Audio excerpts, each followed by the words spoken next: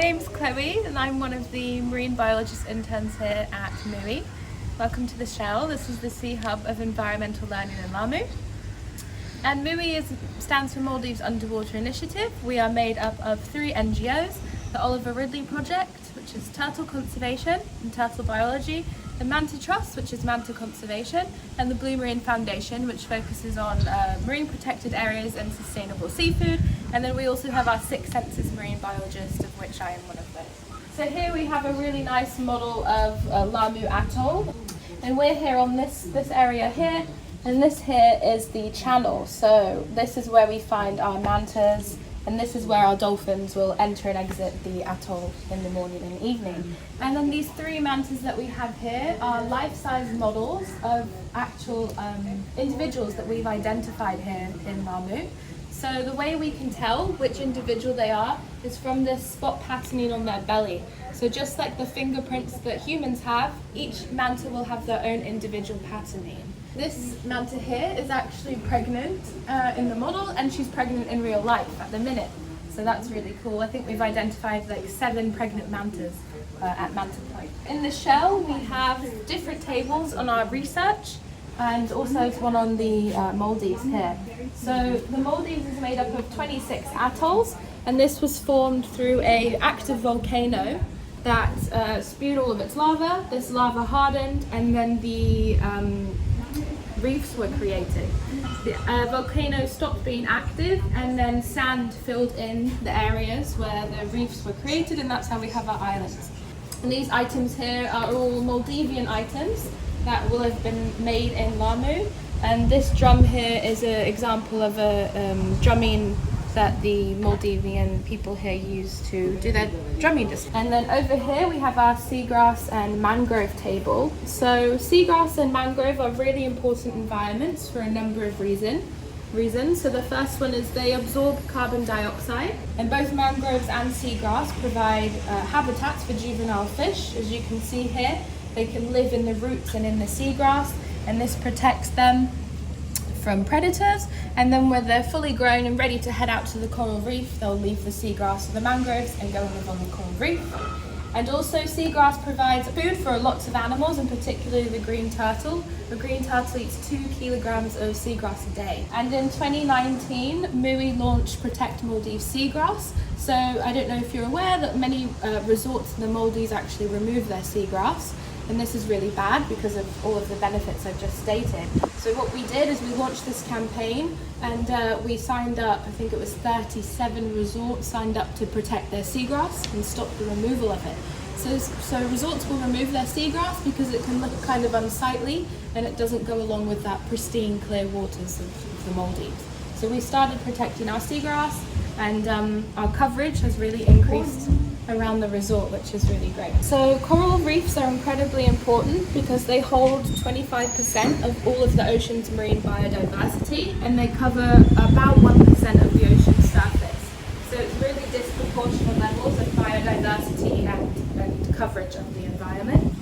And here we have a coral model. Coral needs endosymbiotic algae to survive. So it will have algae that lives within it, and this is what keeps it alive. So when the temperature of the water rises too high, the algae will not be able to survive, it will die, and this is what causes coral bleaching. And then over here we have our turtle table. So this is our Olive Ridley Project, one of the NGOs we work with. They do their turtle conservation and monitoring. So here in the Maldives we have 5 species of turtle, but the 2 that we normally see here are the hawksbill and the green turtle. We monitor our turtles, and we also have nests on island as well. We have 2 at the minute, which is really amazing. They were just recently laid by a green turtle. And what's really cool about turtles is the temperature of the sand determines what sex they're going to be. So the warmer the temperature of the sand, the more likely it is to be girls or females. So because of climate change and rising temperatures, we're getting an unbalanced amount of male and females. We're having more females than we should. And what else the Olive Ridley Project does is they, like the manta rays, they can ID turtles from these scales on the side of their face. So each turtle will have its own scale patterning, which is really cool. And we have a database of over 900 recorded turtles here in Laamu. And what's kind of sad and why they lay so many eggs is because only 1 in 1,000 turtles will survive to adulthood. Really surprising number. So from the moment they hatch, they're already threatened by crabs, by birds, things like that as they make their way to the ocean. Sharks, plastic pollution is a growing issue as well. So yeah, mum needs to lay a lot of eggs to make sure at least one survives. And then we have our Manta Trust table. So what the Manta Trust does is they go out on research dives and they will ID the mantas to try and get an idea of what individuals are returning, where they're going, and also if we're seeing the same individuals come back into Laamu. And they also do a lot of community outreach as well, trying to teach people why mantas are important. So what we have here in the middle is called a cleaning station, and these are coral bommies that are naturally formed, and they're kind of like a biodiversity hotspot, so they bring in a lot of fish, and because of this will also bring in lots of megafauna like sharks, turtles and rays. They'll come into the station and they'll get cleaned by all of the wrasse and the fish that live there. They'll pick up all the parasites and the dead skin, and then the animal will go off and feed. So that's a really amazing kind of symbiotic relationship between the fish and the ray. They're both benefiting. And the Manta Trust has ID'd 143 individual manta rays, which is really amazing. So we have them all named, and people can name them if they donate money to the Manta Trust. So that's something that you can do. And manta rays are actually at risk of extinction because of the meat. There's targeted fisheries, not in Maldives but in other countries, for their meat and also for their gill rakers. So the gill rakers is the bit of the anatomy that filters the water, because manta rays are filter feeders. They filter all the plankton out of the water, and the gill rakers are the parts that kind of absorb the nutrients. So people eat these for traditional Chinese medicine, which has no benefit as far as we're aware. And then over here we have the Blue Marine Foundation. So this is the NGO that focuses on sustainable fishing and the introduction of marine protected areas in the Maldives and other countries as well. So all of the seafood that we have here at Six Senses has been caught sustainably, and we have a fishery program called the Lamasilum Massiveria, the exemplary fishermen. So what we do with local fishermen is we will pay them a higher price when they bring their fish here to Six Senses, because we know it's been caught sustainably, and they have to be, like over certain sizes the fish, so we know that they've been able to reproduce, and they need to be caught by pole and line or hand line as well. So the fishermen will benefit because they're getting a higher price for their food, and the environment benefits because we're fishing sustainably, which is really amazing. And we also have other different protected areas like wetlands and mangroves that are really important environmentally and biologically. So that's what the Blue Marine Foundation has been working on. And here we have a model of a grouper, and this is a very, very endangered species of fish. They are overfished, and they are not served here at Six Senses because of how endangered they are. So they're a really important species in the trophic levels as well. Immersive room for people that don't necessarily want to go into the water. This gives you kind of an idea what it's like. And all the footage in here has been recorded in Laamu. Wow.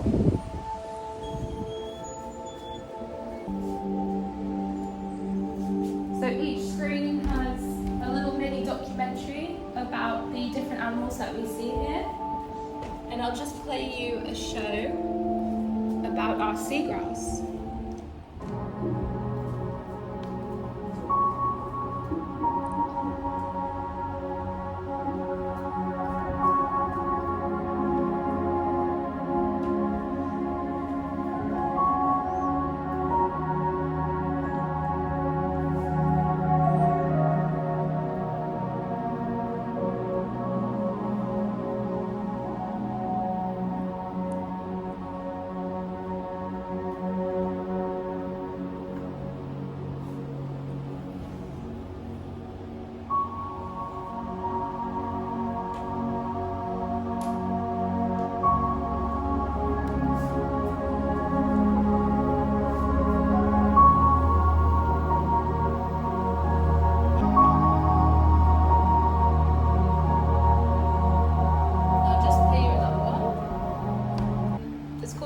show. So this next one, it shows us and lets us listen to the sounds of the coral reef.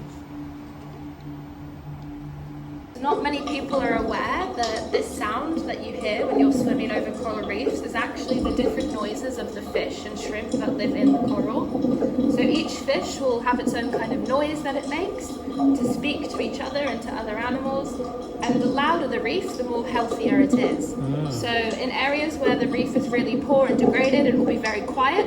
But like on our house reef, it's very loud and we know that it's a healthy reef. So when coral larvae are looking to settle somewhere, they will be attracted to the louder reef.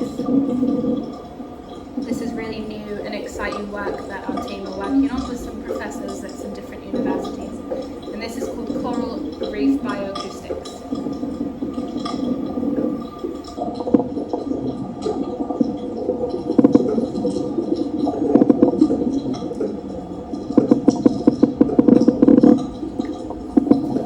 So there is a device, right, for recording? Yes, so this device is called a hydromoth and it's able to record really high and low frequency noises. So we'll deploy that onto the reef, leave it for a couple of days and then go and pick it back up. Dolphins are marine mammals, meaning they breathe air like us. They are warm-blooded and mothers nurse their calves for up to 2 years. Dolphins are incredibly intelligent animals. They are able to problem solve and show high levels of emotional intelligence.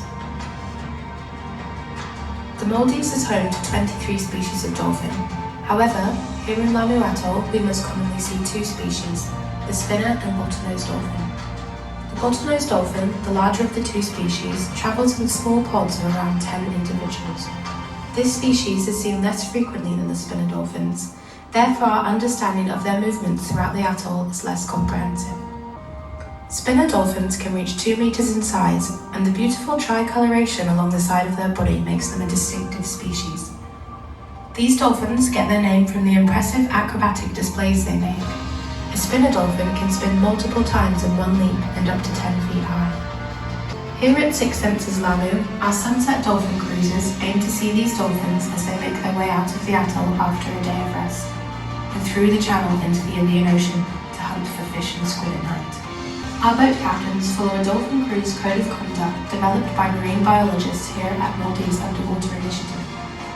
However, our ongoing research and data collection aims to further understand the behaviours and movements of the dolphins we see here. Six Senses Laamu strives to always practice sustainable dolphin watching and reduce our impact on these fascinating animals. So what we have in here, I told you earlier about the ex situ fertilization that we do. So when this happens, we will keep some of the coral larvae in these tanks. And on these tiles is actually really microscopic baby corals. And what they're doing is they're growing here. And once they reach a less vulnerable size, we'll put them back onto the reef to hopefully replenish it. So we have over 800 baby corals in here at the minute. Amazing. Yeah, it's a really cool project. And then in here, we have the coral spawning tank. So we use this to kind of have a better understanding of the spawning cycles of corals in the Maldives because they're less understood. And I'll just show you, you're welcome to come in and look. It's a bit dark at the minute. So this is all coral that has either fallen off of the reef and we've picked it up and collected it. So none of this coral has been broken off for our benefit. And when we see spawning in here, we may be able to say that there is spawning out on the reef. So it's kind of like a research tank. So that's our lab. Save the ocean. Yeah, so in here we have, it's called a dynamic floor. So this, you step on it and you can play some games. So this one kind of teaches children about how we need to stop plastic or rubbish pollution. You have to collect all the rubbish. And then we also have our Draw a Live board. So here you can colour in a fish or a manta ray, and then you pop it under this little light here and it will come out on the screen and it will swim around with your name on it, which is cool. And then we also have our island formation sandbox. So if you want to make an island, you can build it up. You can have a nice island, or you can have like a really deep channel. So we use this when we're teaching children about the geography and formation of islands. It's really nice, so kids can have a better understanding of how they work. And then we also have some virtual reality headsets under there, which is nice to get a good underwater view of some things. So yeah, that's our Blue Discovery room. This is our kind of presentation room. So every evening at 6:30 we will have a presentation on a different topic. It's a really nice room to kind of chill and listen to us talk. So we'll just go up to the viewing platform.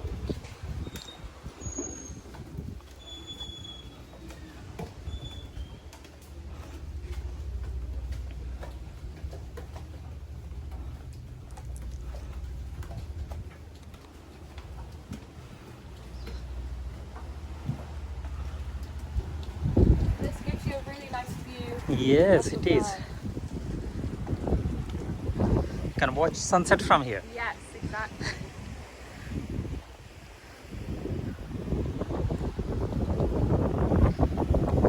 So this island here on our right is called Petrels. And this is an uninhabited island. Oh, okay, this one. Yeah. So, and then this one directly in front of us is called Marmandu. And this has a population of around 800 to 900 people.